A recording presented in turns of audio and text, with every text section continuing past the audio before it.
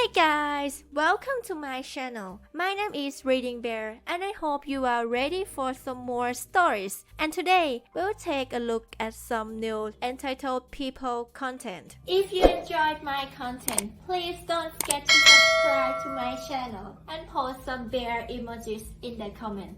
And now, let's dive right into the stories. The first story is titled, Neighbor Blocked My Driveway, I Towed His Car with a Rope by Myself. TLDR. Neighbor thinks he is better than everyone else in the neighborhood. One day he parks his car in front of my driveway, and I can't get to work. The tow truck will take too long, and I am forced to handle the situation by myself. I tow his car by myself using a rope so I can get out and to work. The best part was he had no way to prove it was me, so I got away with it, and while he knows I did it, there isn't a single thing he could do about it. He will think twice before parking in front of my driveway again, because next time I won't let him off so easy. With all the stories I have been seeing recently regarding people being so irresponsible with their cars, it really makes me think that something is changing with people. I don't know if it's lack of awareness or lack of common courtesy, but either way I notice most people tend to not do much about it. I was like that for a while until things finally came to a boil between me and my neighbor. Now, while I have heard some people talk about how they are friends with their neighbors, I have yet to have that kind of experience. In fact, with the neighbor directly to my left, it is the exact opposite, where instead of being nice and friendly with each other, we are basically enemies. I wish that there was a cool big story I could tell you about why we are enemies, but it doesn't actually exist. This guy just hates every single one of his neighbors, and I wasn't going to be the exception. Well, of course, nasty people come in all shapes and sizes, and this one came in the form of a middle-aged guy who thought since he went to work in a suit and expensive car that he was just naturally better than every other person he came across. Not the worst variety of horrible human, but still bad, nonetheless. Anyway, I want to talk about a few things that this guy does that makes him a pretty crappy person to live next to on any normal day. Probably the biggest thing is that he wants to flaunt money in a way that is less showing off and more degrading us. For example, I mow my own lawn, a thing that a lot of people do and isn't out of the ordinary. Still, every time I'm out there, neighbor seems to appear out of nowhere and comment about how hard it must be to have to do grunt work and that he just hires someone to take care of things like that for him. How a professional doing it looks so much better than doing it yourself with just a typical lawnmower. So small things like that basically made him liked by nobody, but he didn't seem to care.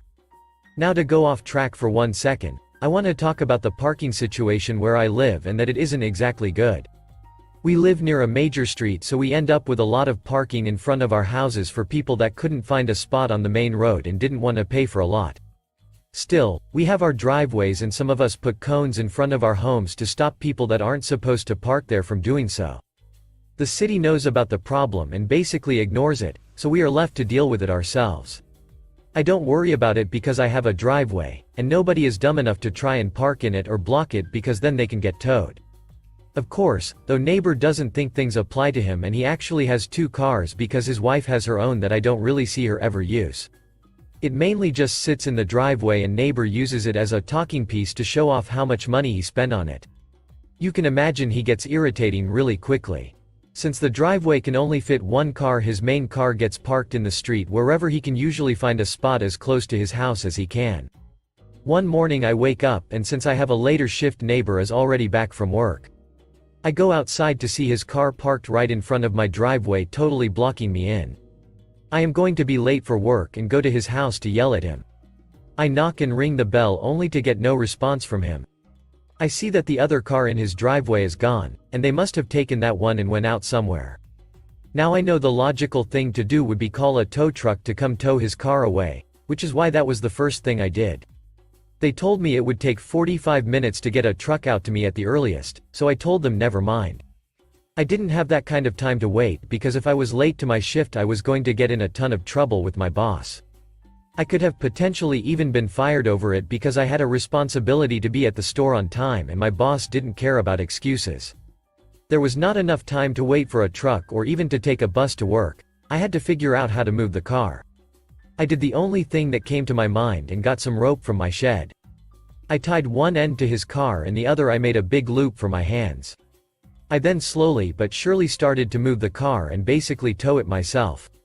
I know that everyone that knows anything about cars is yelling about the parking brake right now and how much damage I might be doing.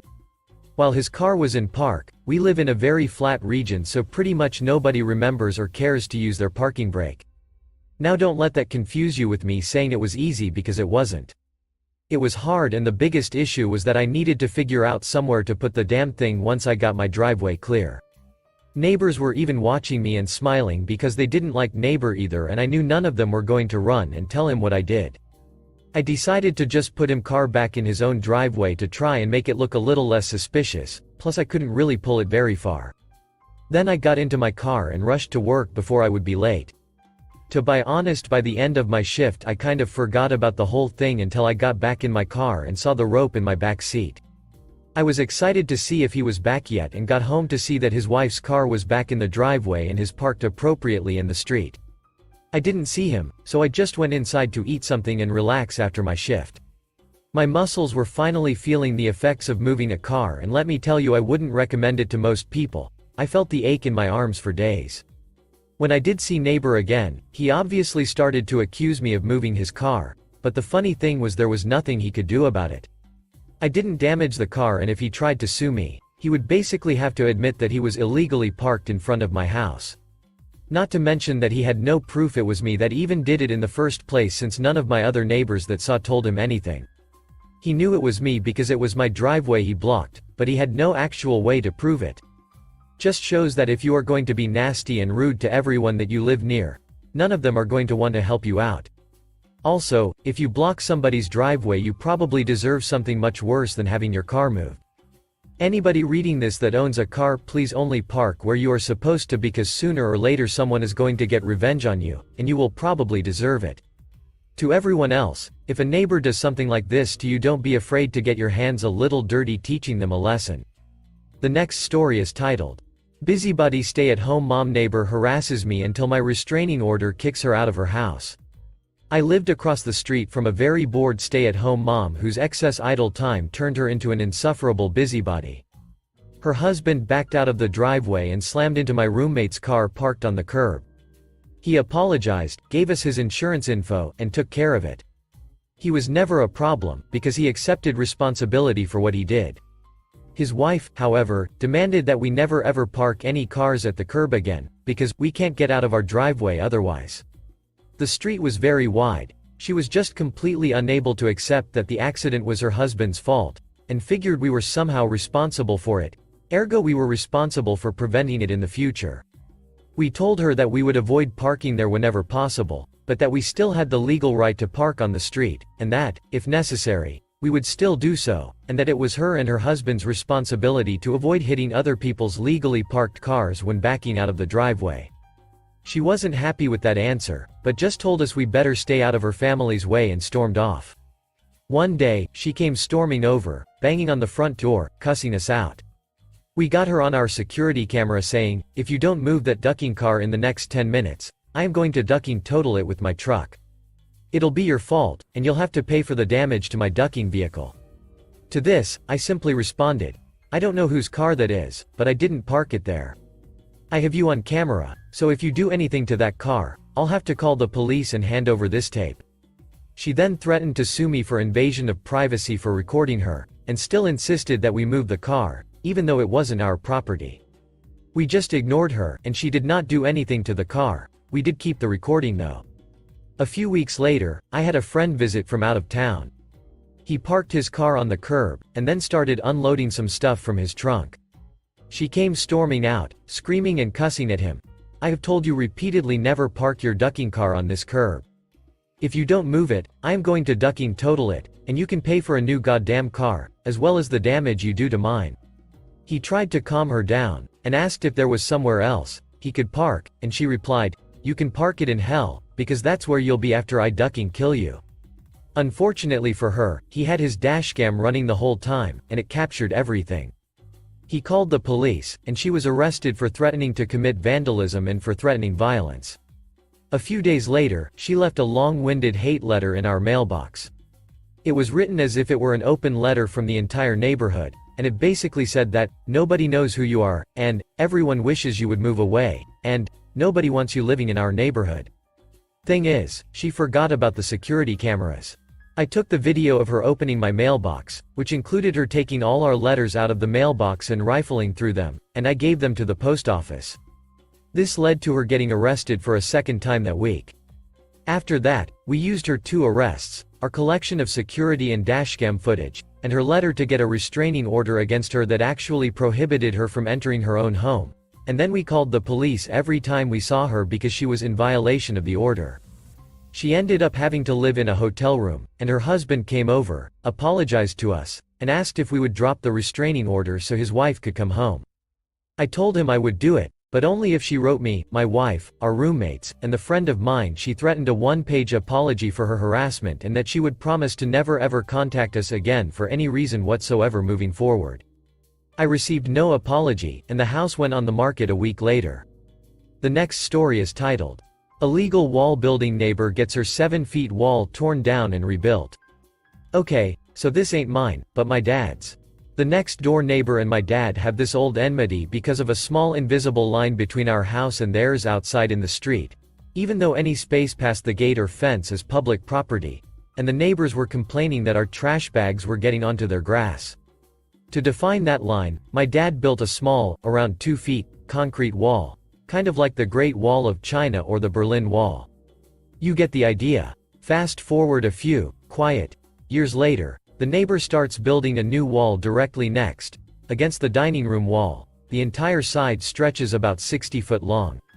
Over 9 a.m. breakfast you can hear guys slapping concrete blocks on the damn thing, and it's pretty terrifying because the wall is years old. The goddamn house is years old. So it has a fairly nice chance of breaking and falling. Not to mention that the original, kitchen, dining room wall, is only about 6 feet tall. The neighbor is building a ducking 7-feet wall. Because my dad oversaw the reconstruction of the house, he's also an engineer by the way, he knows the ups and downs and laws of house construction in our area. But just to be sure, he asks my lawyer godmother for some legal help, and the rules from the Homeowners Association, HOA, engineers as well. So, you can't build a wall over 6 feet without a permit, and if you start building over 6 feet, either you've got a hefty fine to pay and get a permit or it gets knocked down, pay a fine, get a permit, and restart construction. Then, he knocks on the neighbor's door and asks about the wall. The guy that comes out is the son and is pretty chill to talk to. And then my dad asks, is there a permit for building that wall? This is because you need a permit to build anything over 6 feet tall. Son didn't say anything, but he said he'll ask his mom. Mom comes out, wondering what the hell is going on, and my dad politely asks what's up with the wall. Mom says it's fine and dandy, until my dad asks Mom if they have a permit for the wall. She says they don't need one. Politely, my dad tells Mom that they need to get a permit for it. Of course, he said he's willing to wait until they get a permit and that this is just a small warning, and he goes on his merry way. He clarifies he only asked if they had a permit. He didn't say anything about what happens if they didn't get a permit and the HOA engineers found out. A month passes, and he's back, this time with a recorder. He again asks if they have a permit for the wall, and Mom immediately snaps at him. Obviously they don't have a permit yet. She cusses at him, screaming for him to get out or she'll sue him for invading the house and her privacy. Well, what can you do but get out if a bitch starts bitching at you? Anyway, my dad reconsults the lawyer and the HOA engineers, to make sure that all the information he's got is correct. Oh, and the lawyer told him that swearing or cursing someone can be taken against you, hence the recorder. And he goes back to the neighbor's house 2 weeks later with a HOA engineer. This conversation I heard from inside the house. My dad, speaking normally, couldn't hear. Probably asking if they had a permit again. Mom, of course not, we don't need one, as in, legit screaming at the top of her lungs. My dad, then you wouldn't mind if the HOA engineer inspects that wall of yours? And I was like, ah shit, and me and my mom were giggling inside the house. The HOA engineer confirmed that this was a greater than 6 feet wall they were building, and that they didn't have a permit. I guess the neighbor thought it was cheaper to knock it down, pay a fine, and have it rebuilt rather than pay the hefty fine. We could hear the wall getting torn down a few weeks later. Or, of course, the HOA engineer said it was the only thing they could do. Oh, the recorder? He didn't even use it anymore. The stupid reconstruction of the wall was enough music for him. The last story is titled, Frivolous litigant and asshole neighbor picked the wrong neighbor to sue. Loses $30,000 in the process. The best pro-revenge I ever saw was against a psycho neighbor. Let's call them FigJam, which stands for, Duck I'm Good, Just Ask Me. FigJam was one of those dickheads that would move to a new house, pick fights with neighbors on all sides, move, rinse and repeat. Because in their eyes, everyone except themselves were the problem. To give an idea of how big a piece of shit FigJam and his wife Cuntboats was, after 10 years of stirring up trouble with every neighbor they could find, they decided to move out to a new home. But they had one last douchebag move to pull off as a parting gift. When they were packing up their house, FigJam dropped their birdbath, breaking it to pieces. Rather than suck it up like a normal person, they instead called the police and said my father had gone over in the middle of the night, with a balaclava, and broke their birdbath for no reason. The police came, we explained our piece, and the police went on their merry way. This happened constantly for over 10 years. They were just a massive piece of crap in general.